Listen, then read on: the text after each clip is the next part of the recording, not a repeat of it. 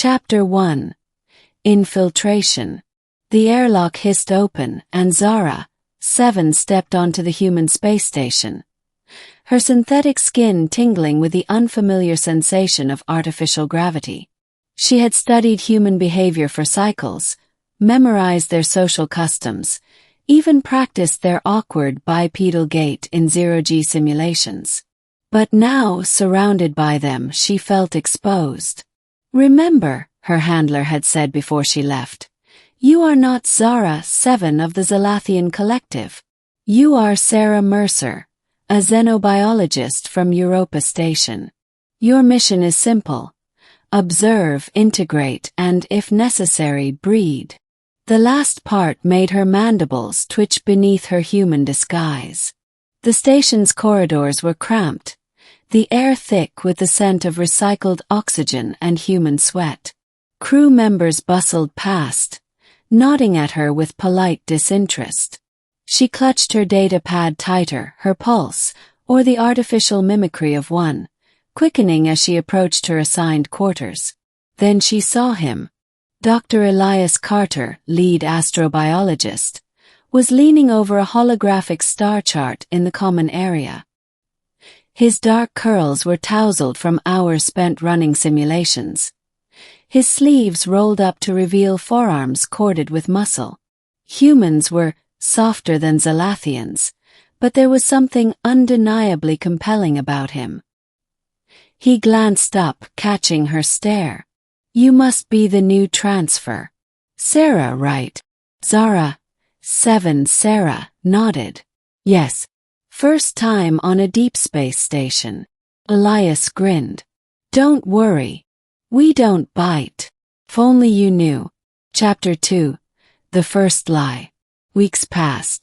Sarah proved herself an adept scientist, her human intuition impressing even Elias. They worked late nights together, analyzing microbial samples from Europa's subsurface ocean.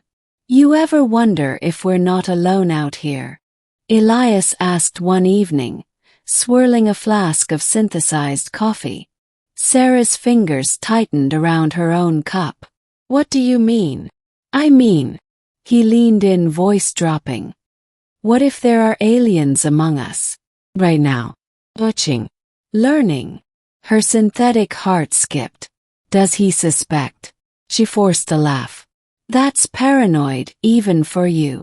Elias smirked. "Or just paranoid enough."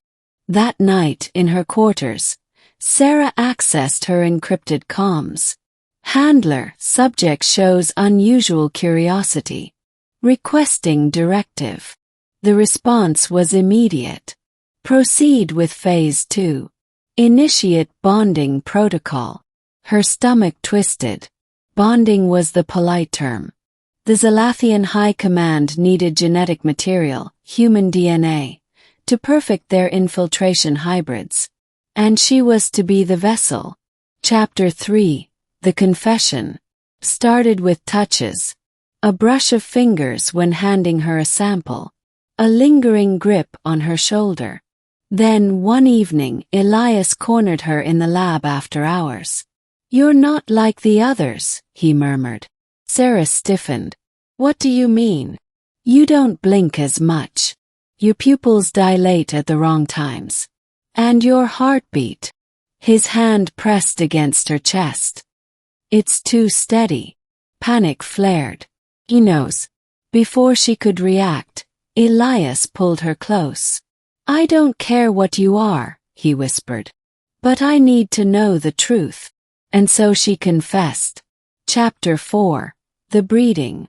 The High Command would have executed her for revealing herself. But Elias didn't run. Didn't scream. Instead, he kissed her, hard, desperate, as if he'd been waiting for this moment his whole life. "You're beautiful," he breathed against her lips. Sarah shuddered as her synthetic skin dissolved, revealing the iridescent chitin beneath.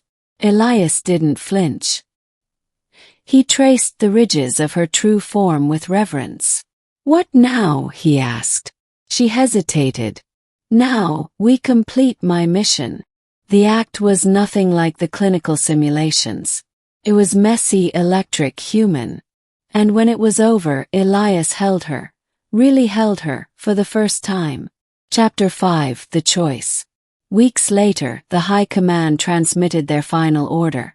Extract the sample and terminate the host. Sarah stared at the message, then at Elias, asleep beside her. His hand rested on her abdomen, where the hybrid embryo grew. She made her decision. When the extraction team arrived, they found the lab empty. The station's logs showed an escape pod jettisoned toward uncharted space. Somewhere in the void, Elias and Sarah, no longer a spy, no longer just human, raced toward a future neither of them had expected. And for the first time, Xalathian felt something she'd never been programmed to understand. Oh. The escape pod hurtled through the void, its trajectory erratic, its destination unknown. Inside, the air was thick with a hum of recycled oxygen and the quiet tension of two beings who had just defied the orders of an empire. Elias stared at the star charts flickering across the pod's holodisplay, his fingers tracing possible routes. "We've got enough supplies for a few weeks," he murmured. "If we can reach one of the outer colonies before the Xalathians track us." "Sarah, no, Xalathian interrupted him. "They'll find us." Her voice was calm, but her true form shimmered beneath her human disguise, betraying her unease. "The collective doesn't abandon assets. And they especially don't let breeding hosts escape." Elias turned to her, his gaze steady. "Then we don't let them take us." She hesitated. "You don't understand what they'll do to you. To us." Her hand drifted to her abdomen, where the hybrid life grew, a fusion of human and Xalathian DNA, something the High Command had spent decades trying to perfect. Elias covered her hand with his. "I don't care what they want. This isn't just their mission anymore. It's ours." Trap. 3 cycles later, the sensors blared. A Xalathian cruiser emerged from a fold in space, its obsidian hull blotting out the stars. The pod shuddered as a tractor beam locked onto them. Xalathian's mandibles flexed beneath her skin. "They're here." Elias activated the pod's emergency protocols. "Then we stick to the plan." The moment the docking clamps sealed, the airlock hissed open. 2 Xalathian enforcers stepped inside, their chitinous armor gleaming under the harsh light. "Xalathian," the lead enforcer intoned. "You are in violation of Directive Alpha. Surrender the host and the specimen." Elias smirked. "Yeah, about that." Xalathian's disguise dissolved.